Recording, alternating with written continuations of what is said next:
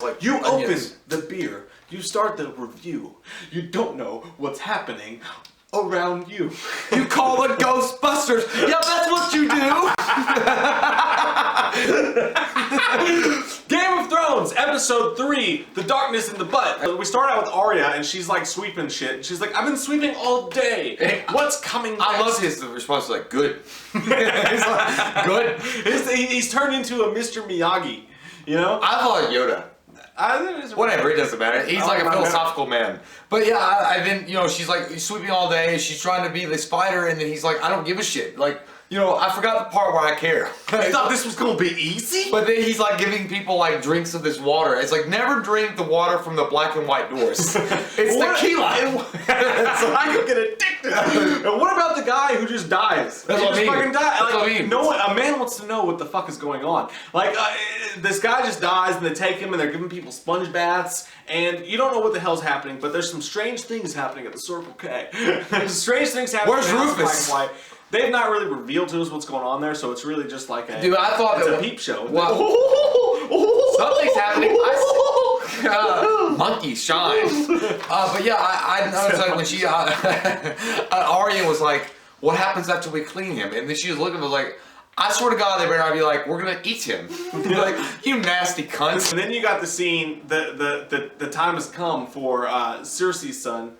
Cersei, you always say Cersei. I know. Cersei's son has become a king. And Tommen. Tommen is in the bedroom with Good for Marjorie, you, bro. And it's like, what's up, bro? Yeah, they go to him. He's like, if I could do anything all day, I would just do that. And I'm like, me too. That's but he's welcome so, to manhood, my friend. And he's also got naivety going about him, and he's like so innocent, and he's like, you know, I met the most beautiful woman in the world, and I like to sell. It's so great. And I wanted to have like sailing's where I want. She's pretty much convincing him like, do you really need your mommy here? Because I can take care of all your needs, and you can send her back to Casterly Rock. And he's like, you know, your vagina felt well. He's like, maybe this is what happened. And then he talks to Cersei, and then he's like, you know, Mom, weren't you really like happy in Casterly Rock? Like, what's going on? She's like, I'm happy with you. He's like, but Mom, I think Casterly Rock where you should go. She was being Cersei, basically. She was planting those little mind bombs, fucking pumpkin bombs, and mind ninjas. Blow up in your face later on. How many times, when I was watching, I was thinking, how many different girls did I date trying to do the same damn thing to me? But you know, yeah, the manipulative part. Yeah, like about your mom, like your mom's so nice. And I'm like, bitch, you don't like my mom? She makes eggs when I want them. Eggs! Cersei, when she went and confronted, well, she didn't really confront Marjorie. She was like, anything you need. Anything, because she knows. She knows now. And Marjorie's kind of making fun of her, but when she was walking out with her guard, Cersei was, you could see this face. Like, she came up like... Oh, dude, you knew. She was obvious. She basically said, your son fucked me good right in front of her. She was basically like, and your son's a lion. And you know, dude, she was just throwing that shit in her face. Marjorie's getting some cojones. Yeah, Marjorie is. But I love the way they shot Cersei's face while she's leaving, because she's got this like vindictive look on her. It's like, you think you've won, but it's almost like hashtag bitch it be on. Sansa and Littlefinger, that shit's gotten fucked up. You knew Littlefinger had something clicking in the devious ass brain right there.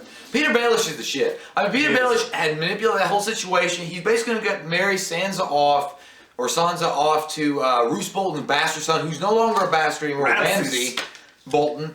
And she's like, no, I won't do it. I won't. He's like, listen to me, bitch.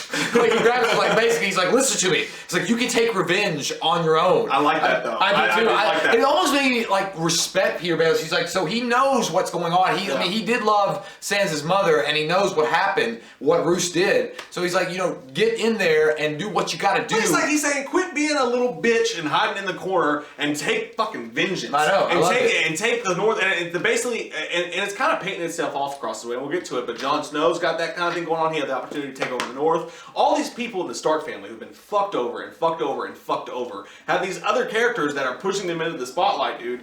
And Stark gonna get nasty. Winter is coming. I love that they're showing that Peter Baelish, he's still a question mark. Yeah. You can't tell. I mean, he changes loyalty so quickly, you don't know what's going on. Yeah. Does the glove fit or not, OJ? I don't know. We're gonna find out. Isotoners. Van Greyjoy hit his face as Reek because Sansa's there now, and Theon's obviously got some problems now. Like he's starting to feel like I shouldn't be doing this. I am Theon Greyjoy, and he's hiding his face from shame. It doesn't matter if you don't have a dick. You've got business to conduct. Yeah, exactly. Just do what you got to do. It's weird though that his sister's gonna marry the guy that cut off his dick. It's not his really sister though. Yeah, but still. Yeah.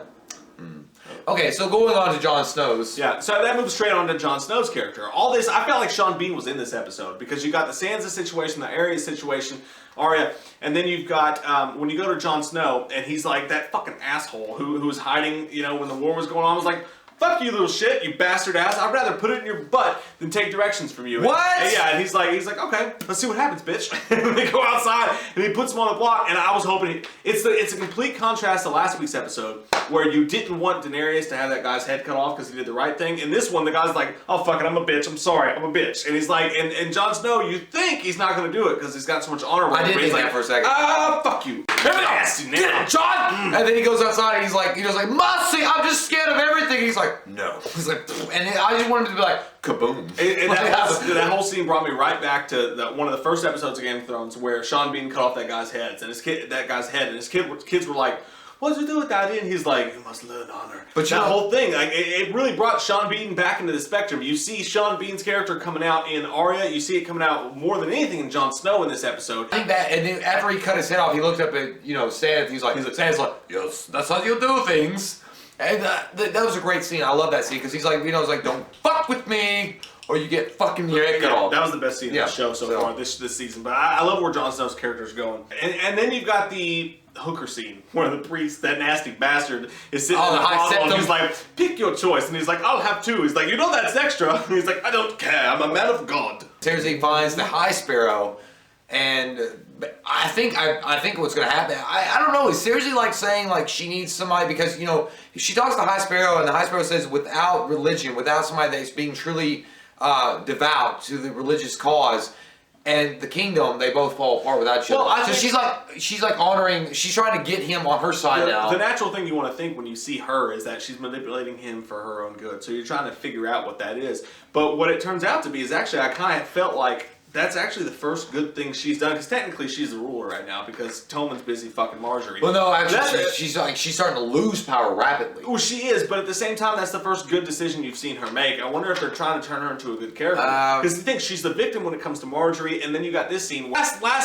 not least, the end of the fucking episode, man. You got Tyrion. Finally, they show him, and he's like, fuck this shit. I want to get out of this goddamn. I'm sick of looking at your fat face, and I want to get out of this. Well, I love Varys' response. He's like, drunk. It's very well-faced. And then when Tyrion goes in that brothel, after he has, listens to that speech, I felt so bad for him because he wants to have his dick in something, and then he's like, I can't do it. I can't do it. I love that. I loved it at first because he totally works that chick, dude. He's like, I don't have any money, but just Tyrion being the smooth dude he is. He's gangster. He's gangster. He's being the smooth dude he is. He works that chick, and she's like, I'll take you to bed for free. And then all of a sudden, he's like, I can't do it, for whatever reason, because he's all fucked up from everything that happened. But I liked his response. He was like, he didn't care. He's like, what will I do all day? I knew that was that dude when he was sitting there hunched over, and it was Sir Jorah. I was like, where you been hiding, bro? You been, bro? You got the best. It's like, where you been? Jay's been asking for Jorah to come back with his beard. I like Jorah. I like Jorah a lot. I don't want his beard. You do want his beard. Maybe. But he comes back, and who knows what the hell his motives are. Well, and that was one thing, when he kidnaps Tyrion at the end of the episode, when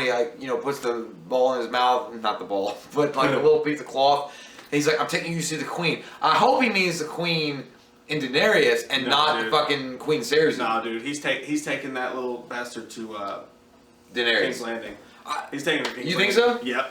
I don't know, because he's trying to look for a way to get back into the Targaryen's favor. He's pissed off at the Targaryens. He's pissed off at Daenerys, and he knows that there's money on his head. I think he wants to take him back to Cersei and let his shit get I disagree with your face. Okay, well, because I think that he's in love with Daenerys. He's over that shit. No, he's not. What if she falls in love with Tyrion? That'd be cool too. I want something good to happen. Fuck yeah, dude. I want him to fucking be the ruler. I want him to be in the fucking zone. I don't know. I hope that Peter Dinklage gets. I think so too. But either way, I think he's taking him back to King's Landing.